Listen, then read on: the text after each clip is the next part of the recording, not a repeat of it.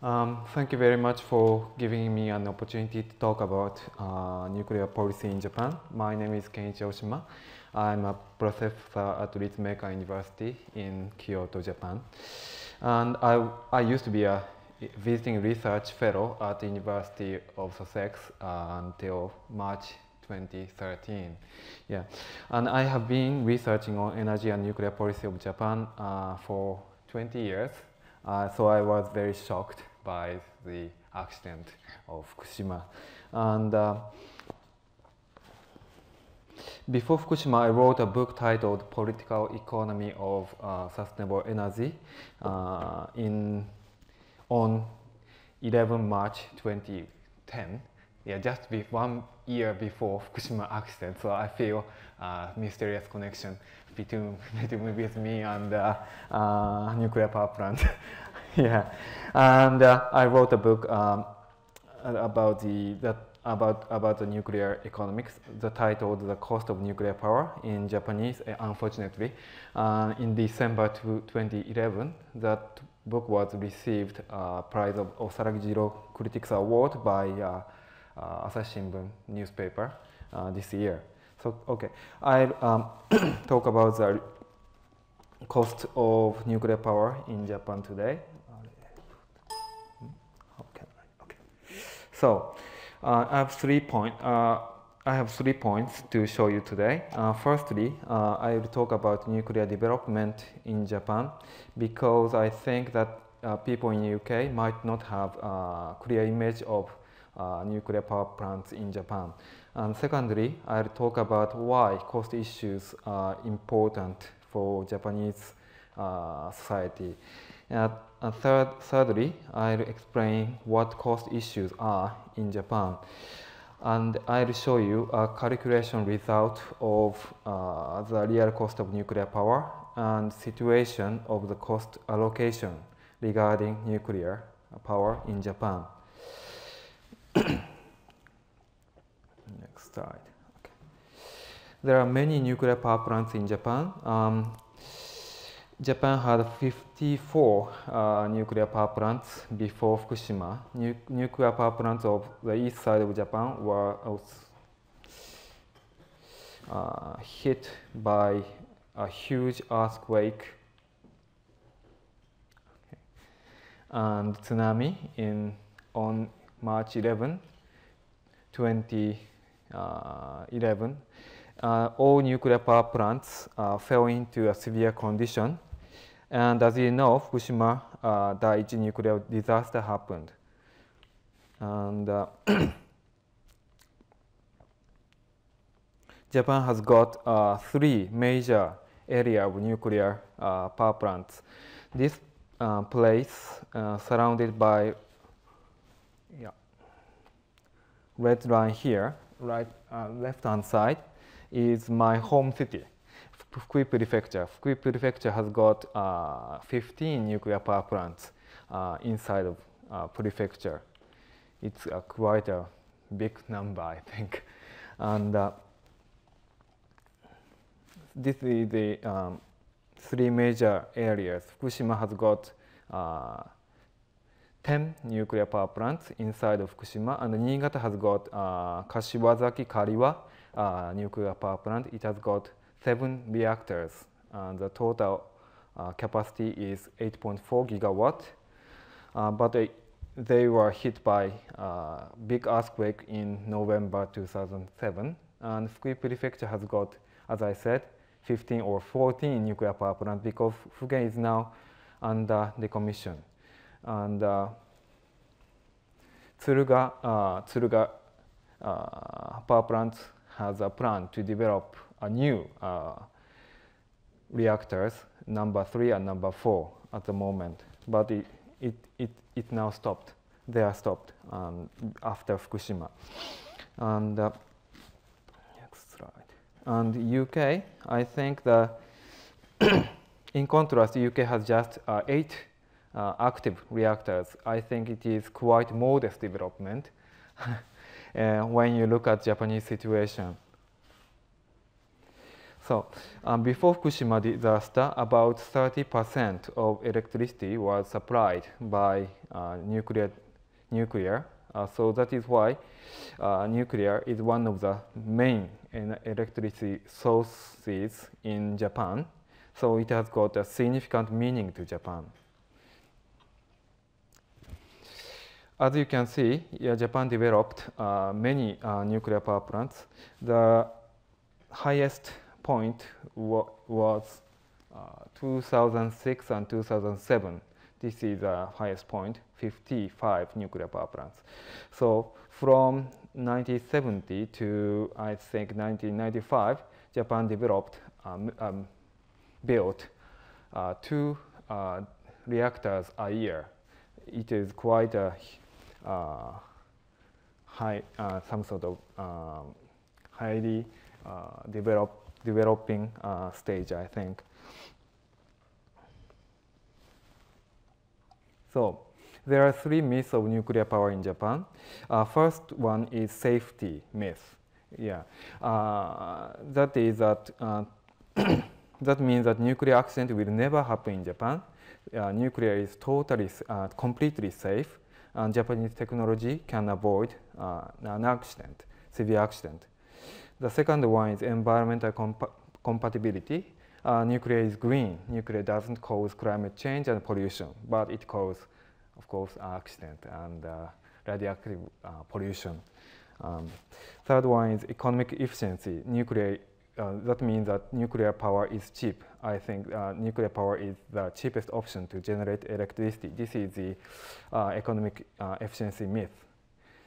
So based on these 3 myths, the Japanese government and electric utilities always said that nuclear power was necessary for Japanese economy. As you see, there are 3 reasons why Japanese government developed nuclear power plants, so many nuclear power plants. The first reason is energy security of supply. Because Japan doesn't have enough energy resources for electricity, that is why security of energy supply has been crucial since 1970s. Nuclear was thought to contribute diversification of energy, but nuclear fuels are also imported goods, so like gas or coal and oil. So it is true that nuclear power could contribute to diversification of energy, but on the other side, it doesn't contribute to energy independence. That is why, so Japanese government insisted that nuclear power could become quasi-indigenous energy if a so-called closed fuel cycle was completed. But this wording, quasi-indigenous, is just like a deceptional word, deception, I think. To make nuclear energy quasi-indigenous, some sort of closed fuel cycle is necessary, for which reprocessing facilities and first breeders are necessary. But at this moment, it has been very, very difficult for Japan to develop reprocessing facilities and first breeders. It's almost impossible for Japan to complete so-called closed nuclear fuel cycle, I think. The second reason of nuclear development is greenhouse gas reduction. That is why Japanese government said that nuclear power was environmentally compatible. After Fukushima, they are now saying they has been saying that nuclear is green and safe and environmentally compatible. I think it is. I don't think it is true, but bureaucrats always say that. And third one is economic efficiency. In short, nuclear is the cheapest option, as I said, to generate electricity. So, as you see, Japanese government always said nuclear power is the cheapest. This is a result of cost calculation by a governmental committee before Fukushima. Actually, this figure shows that nuclear is cheap. The hydro is 13.6 and oil is 10.2 yen per kilowatt hour, and coal 6.5, LNG gas 6.4 yen per kilowatt hour, and in contrast, nuclear is 5.3.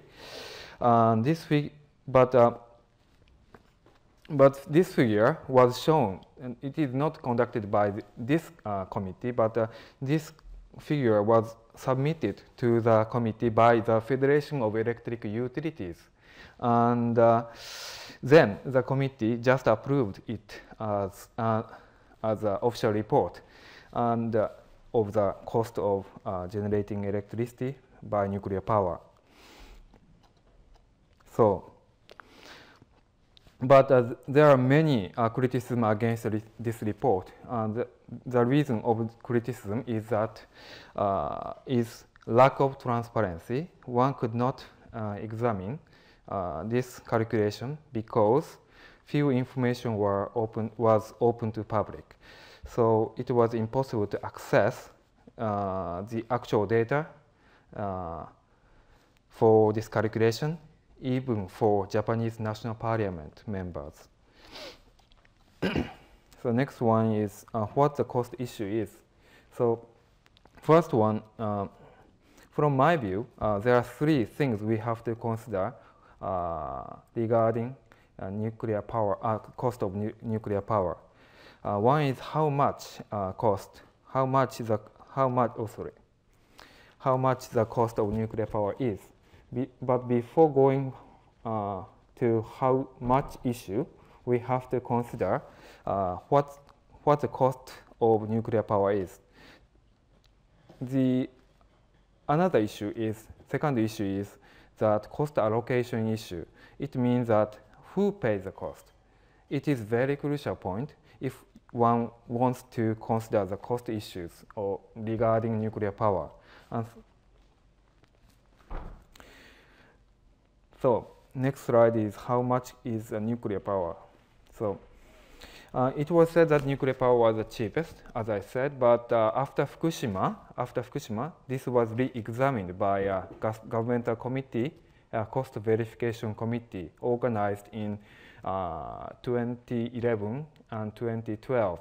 I was appointed as a member of this committee, and I joined this calculation as a member of this committee. So, before going to the calculation of real cost of nuclear power, we have to look at the components of the cost. Cost of nuclear power consists of two parts.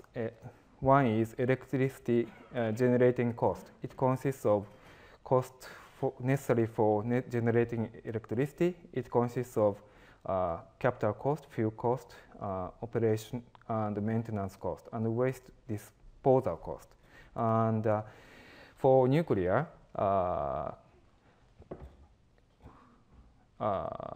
back-end fuel cycle cost is needed. It consists of disposal of spent fuels and radioactive waste and decommissioning and reprocessing. And on the other hand, we have to consider the social cost here. It consists of policy cost. It means that R&D, research and development budget of national government and state aid to local communities by the national government. This is called policy cost. And second one is accident cost. It consists of termination of accident. Termination is not an unusual word, but it is not just decommissioning, but it also includes decontamination of off-site and on-site of reactor and restoration of huge areas. That is why I used here termination of accident. And third one is compensation payment to victims. They are very huge. The amount of money is quite huge here. So to calculate, I will show you the shortly about the calculation methodology. There are two methodologies to calculate the cost of generating electricity. One is using a model plant. This is very common methodology to calculate a levelized cost of electricity, so-called LCOE. And second one is estimating for actual cost based on financial statement statistics. It was conducted by Murota firstly, and I also conducted this calculation in 2010 on the book, as I said. But I will explain the result of the calculation by cost verification committee here. So next slide is the assumption, main assumptions. But I will not explain in detail about this calculation, but I will just show you the result. But before showing the result, I show you the main assumptions of the cost verification committee. The capacity of nuclear is 1,200 megawatt. It is the average of nuclear power plants in Japan, and the construction cost is 350,000 yen per kilowatt hour. This is the average cost, and the capacity rate is 70%. I think this is a little bit lower than the average of the world, but this is the average of Japanese nuclear operation, and lifetime is 40 years. So this is a formula. I think this is very easy to understand. Numerator is capital cost and maintenance cost and fuel cost, back-end cost, and back-end fuel cycle cost. And this cost is divided by total electricity supply for 40 years. This is very simple, but a little bit complicated, but to make it simple, I'll show you this formula. So this is a result, calculation result of levelized cost of generating electricity conducted by the cost verification committee. As you see that the nuclear is not the cheapest, even if the social cost is not included. So we will see the social cost dimension.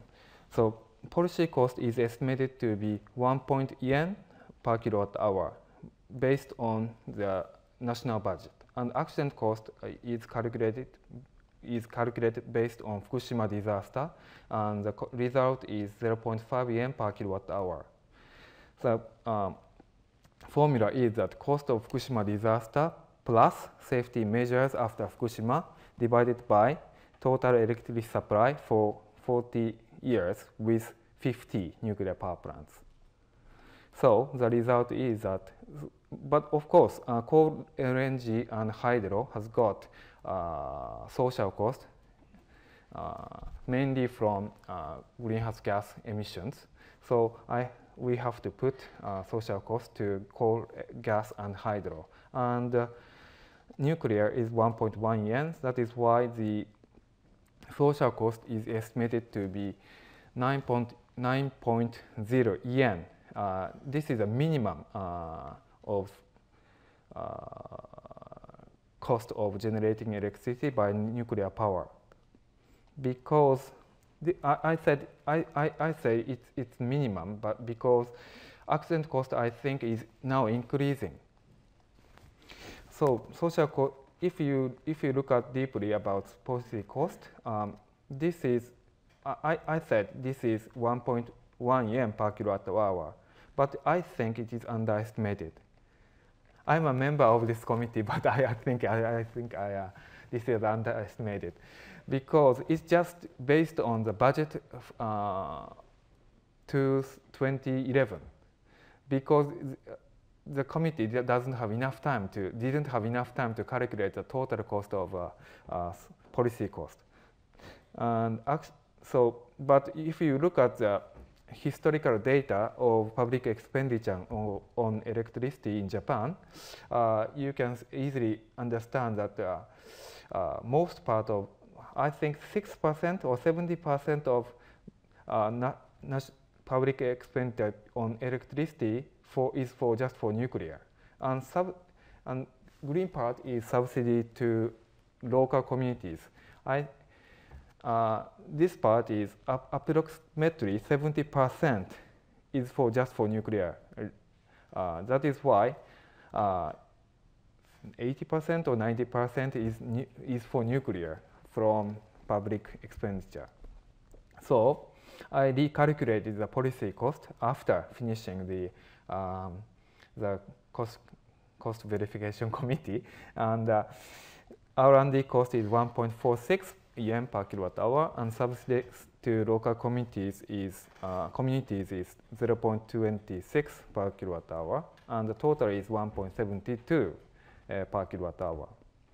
And the accident cost, I think, was estimated to be 0.5 yen per kilowatt hour, but I think it is now underestimated also, because the cost of Fukushima disaster is estimated to be 5 trillion yen.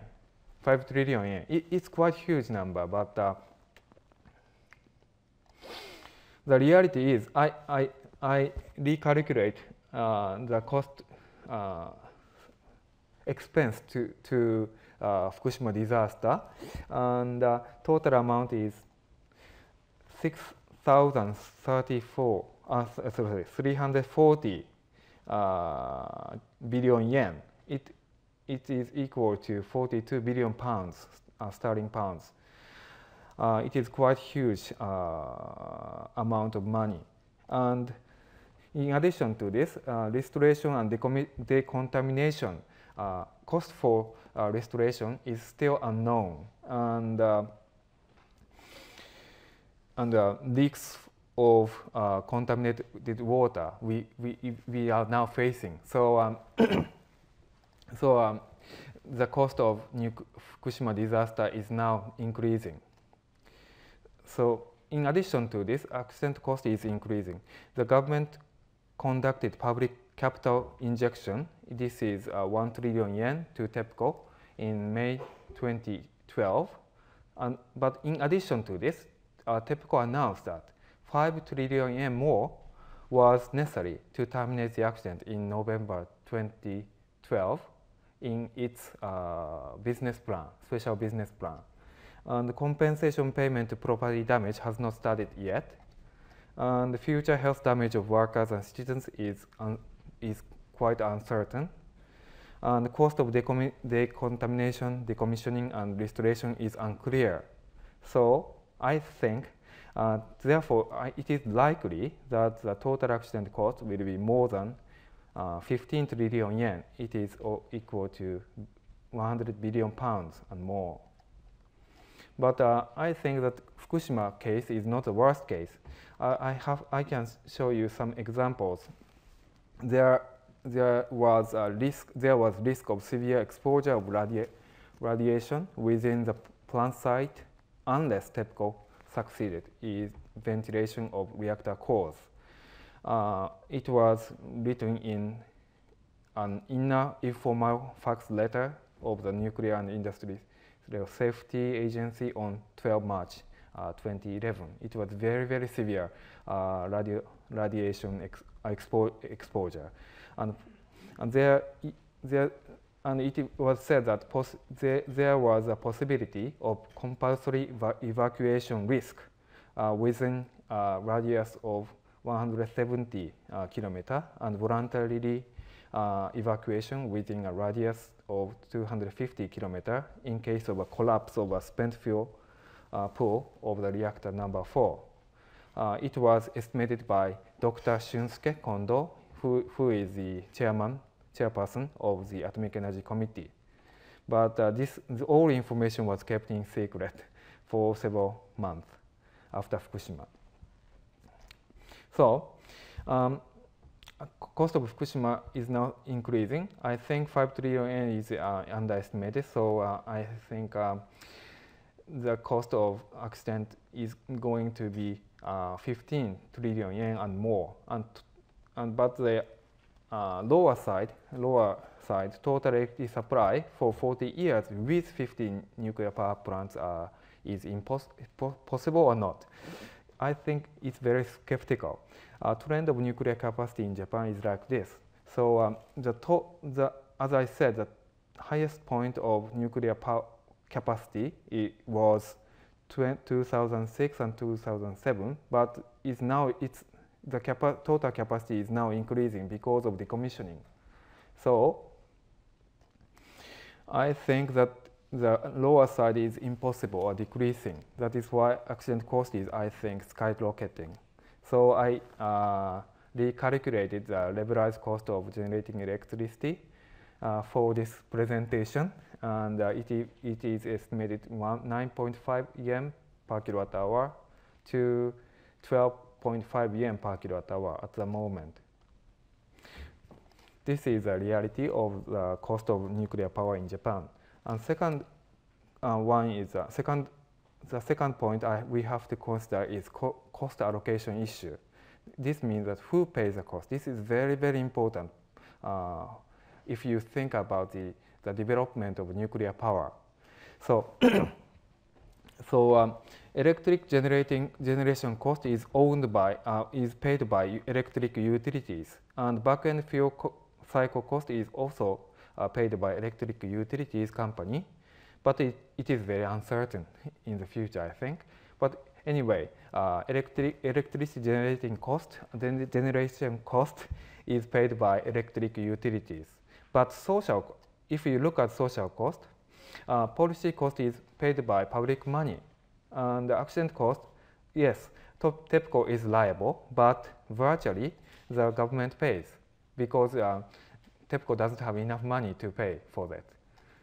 So I can say that electric utilities cannot afford to pay the most part of social cost regarding nuclear power. So what is an accident cost is very crucial. Compensation payment to the victims is thought to be a main part of accident cost, and but you should understand that compensation payment is less than the actual damage by the accident, because victims suffer from environmental damage, loss of human dignity, and huge economic loss. It is a very, very crucial problem for victims. So, and we have to understand the structure of damage and compensation payment. Because of the accident, environmental damage came out, but this part is in material term. But just part of environmental damage can be convertible to monetary term. So part B is less than A. But the compensation claim is less than monetarily convertible damage, because I will say later, but TEPCO made compensation standard by itself. Polluter is making compensation standard. It's very strange situation, but it is real situation. And that is why victims cannot claim all monetary damage. But compensation payment is less than compensation claim, because TEPCO assess claim by the victims. It happens in Japan. So so we have to understand that huge unpaid damage still exists, and this part is victims' invisible burden, I think. But we are now looking at the compensation payment in this slide, next slide. So who pays compensation to victims? It's very, very important part if you consider about the future of nuclear power plant. If you want to know who pays compensation payment, you should look at the compensation scheme for nuclear accident. So Japan has got some sort of a compensation scheme even before Fukushima.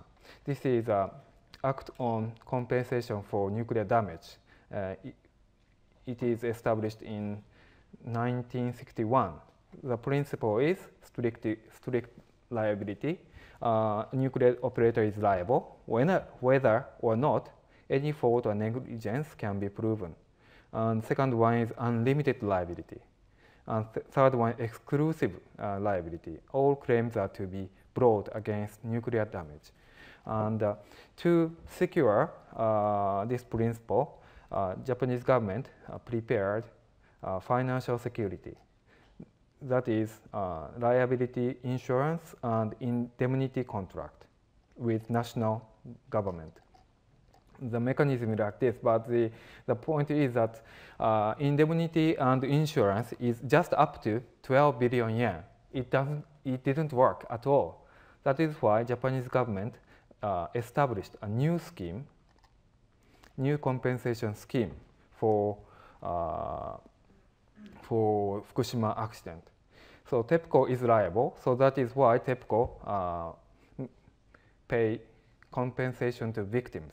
But TEPCO doesn't have enough money to pay compensation to victims. That is why the Japanese government established a Nuclear Damage Liability Facilitation Fund. It is very quite long name,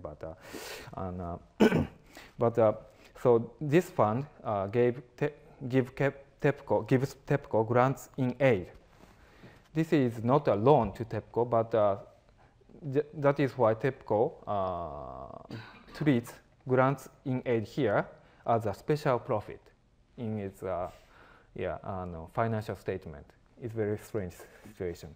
And, but this fund doesn't have enough money, so the government gives grant bond to Nuclear Damage Liability Fund.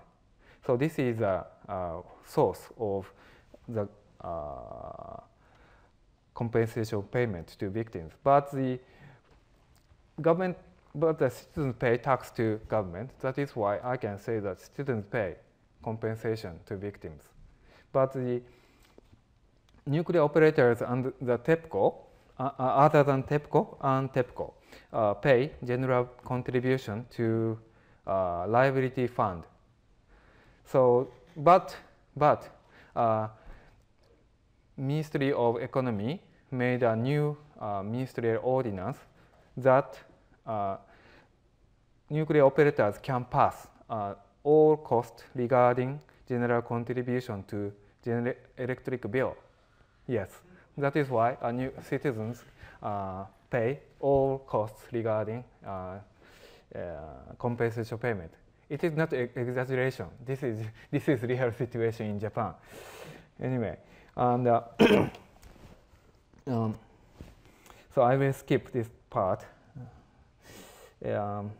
So new compensation, and I can say that TEPCO is liable for all costs caused by the accident, but TEPCO cannot afford to pay it by itself. The main monetary source is granting aid from the fund, whose source is grant bond given by the government, as I said. The grant loan in aid is not a loan to TEPCO, but a support. Therefore, TEPCO treated it as a special profit in its statement, financial statement. And the TEPCO, as I said, that has to pay special contribution and general contribution, but they can pass all costs regarding contribution to electric bill. So, therefore, most of the accident cost is burdened by citizens. It can be said that this scheme created a new subsidy to nuclear industry, I think. So, the last one is who finance accident termination. This is at first, after Fukushima, at first, the compensation payment is main part of the cost of accident. But now, Japan is now facing accident termination cost. The government conducted a public capital injection, 1 trillion yen to TEPCO. But as I said, TEPCO needs 5 trillion yen more, they said. But and after leaking of contaminated water to the ocean, the government decided to spend public money to stop leaks of radioactive contaminated water. This decision violates polluter pays principle. Yeah. But it is still unclear who will pay additional termination cost. 5 trillion yen, 10 trillion yen, it's very unclear. But who pays the cost is not decided yet. So it's very, very difficult situation in Japan. And Mr. Abe doesn't say anything about this cost allocation issue. But it's a very crucial point. But after the election in July, I think Mr. Abe will say something about the cost, about Fukushima accident. So as I can say that nuclear operators cannot afford to pay severe accident cost. General public shoulders the risk of nuclear accident and the social cost. This is one of the lessons to be learned from Fukushima accident regarding cost issues, I think. So, conclusive discussion. So, it was said that nuclear was the cheapest until Fukushima by the government and electric utilities. It is, but government and nuclear industries, including electric utilities, is called sort of nuclear village in Japan. It is very cynical wording, but they say themselves as I am a villager of a nuclear village. Sometimes say that. It's a very strange situation at the moment. But in reality, nuclear is not economic efficient, even if social cost is ignored. Social cost of nuclear power is very, very substantial. Most part of social cost is allocated not to nuclear operators and their interest group, but to general public. TEPCO still exists and is now operating something. Yeah. So I think that TEPCO went to bankrupt without assistance by the government, but TEPCO is now still exists. It is very strange situation from the viewpoint of mine. Thank you very much. That is all. Thank you very much.